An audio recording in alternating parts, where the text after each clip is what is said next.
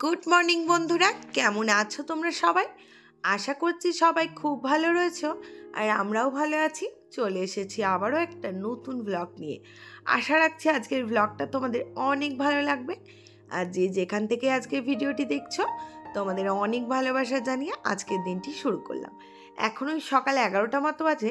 আর সকাল থেকে রান্নাঘরের কাজকর্ম পুরোই শেষ হয়ে গেছে। মানে রান্নাঘর পরিষ্কার করা, রান্না বান্না সেরে নিয়ে সব কিছু করে নিয়েছি। আর এই যে দেখো, এখন বোতলগুলোকে পরিষ্কার করে নিয়েছিলাম, আর সাথে তেলের কন্টেনারগুলো। তো সেগুলোকে পরিষ্কার করে জল তো ঝরেই গেছে, আগের দিন রাত্রে করে রেখেছিলাম। আর এদিকে একটু রোদ ওঠাতেই আমি সঙ্গে সঙ্গে এগুলোকে রোদ্রে নামিয়ে দিচ্ছি। তাহলে জিনিসটা আরও বেশ ভালোভাবে শুকিয়ে যাবে।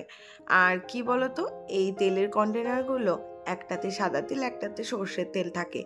তো কিছুদিন অন্তর অন্তরই এগুলোকে বেশ ভালোভাবে পরিষ্কার না করলে তেল চিটে হয়ে যায় আর কি। তাই আজকের দিনটা এটাকে বেশ ভালো করে রোদে শুকিয়ে নেব, তারপরে তেল ঢালবো। আজকে আপাতত তেলটা অন্য জায়গায় রেখে রান্নাটা করে নিয়েছি। আর এই যে দেখো, সাথে বোতলের ক্যাপগুলোকেও একটুখানি রোদে দিয়ে দিলাম। আর এই যে দেখো, এখন এগুলো একটু রোদ পোয়াক, আর আমি ওদিকে কাজকর্মগুলো করে নিই। আর ওই দিকের সাথে সাথে আমি মশলার কৌটোগুলোও একটু আধটু ধুয়েছিলাম। মানে সবগুলো ধুইনি আর কি, কটা মাত্র ধুয়ে নিয়েছিলাম। আর সেগুলো একদম পুরোই ভালোভাবে শুকিয়ে গেছে। তো ভাবলাম যাক, শুকিয়ে যখন গেছে তাহলে মশলাগুলোকে ঢেলে নিই। আর আজকে আমার কাজের একটু তাড়া রয়েছে, কেননা একটা জায়গায় আমাকে যেতে হবে। তাই অনেকটা সকাল সকালই রান্নাঘরের কাজটা সেরে নেওয়ার চেষ্টা করেছি। তো এরকমটা তো আমাদের প্রায় দিন হয়েই থাকে, যে বিকেলের দিকে বা সন্ধ্যার দিকে কোথাও একটা যাওয়ার আছে, সেই দিন কিন্তু রান্নার খুব একটা চাপ রাখি না। আর মোটামুটি রান্নাবান্নাগুলো চেষ্টা করি সকাল সকাল কমপ্লিট করে নেওয়ার। আজ আবার বাড়িতে অনেকের আসার কথা আছে, তো সেই কারণেই বলতে পারো সকাল সকাল রান্নাবান্নাগুলো শেষ করে নিয়েছি। আর অনেকের বলতে ওই মা, বড়দি, আমার ভাগ্নি সবাই আসবে আর কি আজকে। তো সেই কারণেই সকাল সকাল করে নিয়েছি।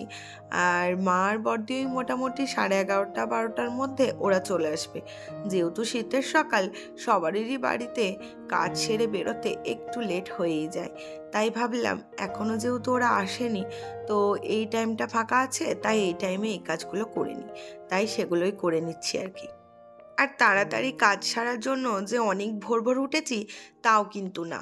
মোটামুটি ওই 7টার দিকে উঠেই কিন্তু সবটাই হয়ে গেছে। যেহেতু আজকে নিরামিষ রান্নাবান্না, তার জন্য রান্নাবান্নার খুব একটা চাপ ছিল না। আর শীতের সকালে ঘুম থেকে উঠতে উঠতে তো এখন দেরি হয়েই যাচ্ছে, মানে 7টার আগে তো উঠতেই পারছি না। আর কি বলো তো, যেহেতু সকালে উঠেই রান্নাগুলো কি কি হবে আগে থেকে প্ল্যানিং করে রাখি, সেই কারণে ঘুম থেকে উঠে আমাকে আকাশ পাতাল ভাবতে হয় না যে এখন কি রান্না হবে, কি সবজি কাটবো, কি বাজার থেকে সবজি আনবে। এই সমস্ত চিন্তা ভাবনাগুলো যদি আগে থেকে করে রাখা যায়, তাহলে কিন্তু ঘুম থেকে উঠেই চট করে রান্নাটা তুমি সেরে ফেলতে পারবে। আর সকালে উঠে রান্না শেষ করা মানে তো অর্ধেক কাজ পুরোই হয়ে গেল। তারপর তুমি আস্তে আস্তে ঘরের কাজগুলো সামলাও, তাহলে আর কি। তো এই যে দেখো, এখন আমার মশলার কন্টেনারগুলোতে মশলাগুলো ভরে দিলাম। আর যেগুলো ধোয়া হয়নি, মানে যেগুলো ধোয়ার প্রয়োজন ছিল না, সেগুলোকে একটুখানি কলিন দিয়ে বেশ ভালোভাবে পরিষ্কার করে নিচ্ছি। আর এই কন্টেনারগুলো আমি আলাদা আলাদা করে জিনিসপত্র রেখে একটা বাস্কেটের মধ্যে রেখে দিই, যার জন্য আমার রান্না করার সময় নিতে খুবই সুবিধা হয়। আর ছোট ছোট কৌটোর মধ্যে সব কিছু ঢালা থাকলে রান্নার সময় তোমাকে ওই বারবার প্যাকেট থেকে খোলো, দাও, তারপর আবার প্যাকেটটা গার্ডার আটকে রেখে দাও, এই জিনিসগুলো করতে হয় না। তাই চেষ্টা করি যত রকমের মশলা আছে প্রত্যেকটা আলাদা আলাদা কন্টেনারে রেখে দেওয়ার, যাতে রান্নার সময় আমাকে অপ্রস্তুতে না পড়তে হয়। তো এই যে দেখো, সব ভালোভাবে মুছে নেওয়া হয়ে গেছে। এখন এগুলোকে আবার যেখানে থাকে, তো সেখানে জায়গা মতো তুলে রাখবো আর কি। আর যখন মাসের শুরুতে গ্রসারি নিয়ে আসে, তখন কিন্তু আমি পুরো প্যাকেটটা ঢেলে দিই না, আমি অর্ধেকটা করে ঢেলে দিই। তারপরে আবার কন্টেনারগুলোকে ক্লিন করার পরে আবারও অর্ধেকটা প্যাকেট রিফিল করি। তো পুরো প্যাকেটটা রিফিল করি না এই কারণেই, যে পুরোটা ঢালার পরে হয়তো মাঝখানে কটা দিন আমি থাকলাম না, তো মশলাটা একটা অন্যরকম গন্ধ হয়ে যেতে পারে। তো সেই জন্য পুরোটা আমি ঢালি না, আমি অর্ধেকটা ঢেলে প্রয়োজন মতো পুরোটা নিয়ে নিই।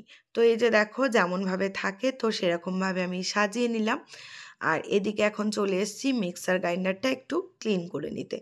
তো মোটামুটি করেই থাকি, তবে বেশ কিছুদিন করা হয়নি বলে ভিতরটা একটু নোংরা নোংরা হয়েছে। আর কালকে বাড়িতে রয়েছে একটা ছোট্ট অনুষ্ঠান, যার কারণে অনেক রান্নাবান্নার মেনু তো রয়েছেই, সাথে তো মিক্সারটের একটু নোংরা হবেই। তো সেই জন্য ভিতরটা আর বেশ ভালোভাবে ডিপ ক্লিন করলাম না, বাইরে থেকে একটু কলিন দিয়ে পরিষ্কার করে নিচ্ছি। তো অনুষ্ঠানটা মিটে গেলে আবারও ভালো করে পরিষ্কার করে নেব। তো চলো এখন এটাকে আমি একটু মুছে পরিষ্কার করে নিই। আমাদের সারাদিনের সকাল থেকে রাত পর্যন্ত কাজের লিস্ট দেখলে দেখা যাবে যে হয়তো সারাটা দিনে সংসারে কাজ ছাড়া আমরা কিছুই করার সময় পাই না, কিন্তু এই কাজগুলোকেই নিজেদের বুদ্ধি খাটিয়ে একটু একটু করে সময় মতো সেরে রাখলে কিন্তু আমরা সারাদিনে অনেকটাই সময় বের করে নিতে পারবো নিজেদের জন্যই। আর সেই সময়টা আমরা বের করে নিতে শিখেছি বলেই কিন্তু অল্প হলেও ইউটিউবের জায়গাটা করতে পেরেছি। তো জানি এই জায়গাটা ইউটিউবে কিছুই না, কিন্তু ওই যে তোমাদের সুন্দর সুন্দর কমেন্টগুলো পাই, তো সেগুলোতেই মনে হয় যে আমার একটু হলেও অনেকটা পরিচিতি বেড়ে গেছে, এই আর কি, আর কিছুই না। সকাল থেকে রাত পর্যন্ত কাজের লিস্ট দেখলে দেখা যাবে যে কিছুতেই কিছু নেই। আমরা সারাদিন কিন্তু আমাদের নিজেদের জন্যই, নিজেদের ভালো থাকার জন্যই এরকম পরিশ্রম করে চলেছি। আমরা যদি এই পরিশ্রমটা নিজেদের মতন করে গুছিয়ে না করতে পারি, তাহলেই কিন্তু এটা বিরাট একটা পরিশ্রম বলে আমাদের মনে হবে, কিন্তু এই কাজটাকে আমরা ভালোবেসে করি বলে আমাদের এটাকে কিছুই মনে হয় না। তো চলো এখন দেখো আমি অটো করে চলে যাচ্ছি বর্ধমান ভাগ্নিকে আনতে। এখন ওই দুপুর 3টা মতো বাজে। তো এখন বেরিয়ে পড়েছি, আর এই যে এখন স্টেশনে চলে এসেছি। তো ভাবছো তো তোমরা যে 3টের সময় বেরোলে আর এত সন্ধে হয়ে গেল? আসলে না, মাঝখানে একটু মার্কেটিং করার ছিল, তো সেটা করার পরে এখন স্টেশনের বাইরে আমি ওয়েট করছি। আর সাথে আমার ভাইও এসেছিল, তো ভাই গেছে ভাগ্নিকে এগিয়ে আনতে। আর ওই যে দেখো ওরা দুজনে আসছে। তো ও অনেকটা দূর থেকে জার্নি করে আসছে, প্রায় সারাদিন লেগে গেছে। তো এখন ওকে নিতে এসছি, আর এখনও চলে এসছে। এখন যাবে হচ্ছে মামা বাড়ি। তো চলো এখন যাওয়া যাক। আর এই যে দেখো আমাকে দেখতে পেয়ে কি খুশিটাই না হয়েছে। পৌঁছে গেছি। ভালো করে বলো। আমি পৌঁছে গেছি মামা বাড়ি। কিসের জন্য? আইবুড়ো ভাত। তো আমরা স্টেশন থেকে রওনা দিয়ে এই যে সোজা চলে এসেছি ভাতার বলে জায়গাটাতে। তো ওখানে একটা চায়ের দোকানে আমরা দাঁড়িয়েছি চা খাওয়ার জন্য। আর এই যে দেখো দাদা কি সুন্দর চাটা করছিল, তো সেটাই তোমাদের সাথে শেয়ার করলাম। তো ওরা মাঝখানে কামনাড়া বলে একটা জায়গাতে চা খেয়েছে, কিন্তু আমরা সেখানে খাইনি, মানে আমি খাইনি আর কি। তাই এখানটাতে দাঁড়ালাম আবারও চা খেয়ে নেওয়ার জন্য। আর এই যে দেখো মুখ চোখ দেখছে সারাদিনে কি হালটা হয়েছে। আর আমি খাইনি এই কারণেই, ও আমার জন্য সেই শালবনি থেকে নিয়ে এসেছিল বেকড রসগোল্লা, আর সেটাই আমি গাড়িতে একটা খেয়ে নিয়েছিলাম, তাই তখন আর দুধ চাটা খাওয়া হয়নি আর কি। আর এই যে দেখো চায়ের ভাঁড়গুলো কি সুন্দর দেখতে ছিল, ফেলে দিয়ে আসতে মনই হচ্ছিল না। তো এখন এই দাদার দোকান থেকে চাটা খেয়ে নিচ্ছি। আর চাটা কিন্তু ভীষণ টেস্টি করেছিল, আমার ভীষণ ভালো লেগেছিল চাটা। আর চলো আমরা সবাই মিলে গল্প করতে করতে চা খেয়ে নিই, তারপর তো আস্তে আস্তে বাড়ি পৌঁছেই যাব। কোথায়? গাড়িটা দেখা যাচ্ছে। এই ছাতাটা দেখাবে না? ছাতা নিয়ে ছাতাটা মেলে একবার।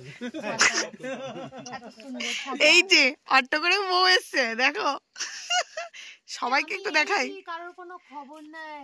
আমার আবার ট্রলি ব্যাগ আছে। এ মাকে ডাকো তো, মাকে ডাকো তো, নামিয়ে দিচ্ছি। ওর কখন থেকে ডাকছি।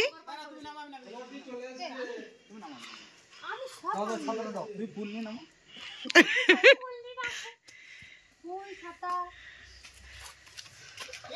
নিজের ফুল নিজেই বই ধরছে, কি অবস্থা আমার। আর কিছু আছে কি আমার মা কখন? হ্যাঁ মানে কোনো অ্যাক্টিভনেসই নেই কো। বলছি শাকটা বাজাও, বউ চলে এসছে, কষ্ট করে এলাম। উলুটা দাও। কোথায় আছে? একটু উলু হচ্ছে, চলো। বউ চলে এলো, কেউ উলু দিচ্ছে না, কিছু করছে না। চলো কোথায় গো সব পাবলিক? তো আমরা তো অনেকক্ষণ বাড়ি পৌঁছে গেছি। আর এখন এই যে ঘুমানোর আগের মুহূর্ত, আমি যখন বাড়িতে ছিলাম না, মানে ভাগ্নিকা আনতে গেছিলাম, তখন এই পার্সেলটা এসেছিল। তো যে যার মতো আজকে খাওয়া দাওয়া করে শুয়ে পড়েছে, কারণ কালকে আছে আমাদের বাড়িতে একটা ছোট্ট অনুষ্ঠান, সেটা তোমরা ব্লগে দেখতেই পাবে। আর এই যে আমি এখন পার্সেলটা ওপেন করে দেখে নিচ্ছি, আর দেখো এখানে রয়েছে অনেক রকমের গাছরা। তো চলো বন্ধুরা, কেমন ভিডিওটা লাগলো অবশ্যই জানিও। তো আজকের মতো টাটা, আবার আসবো কালকে।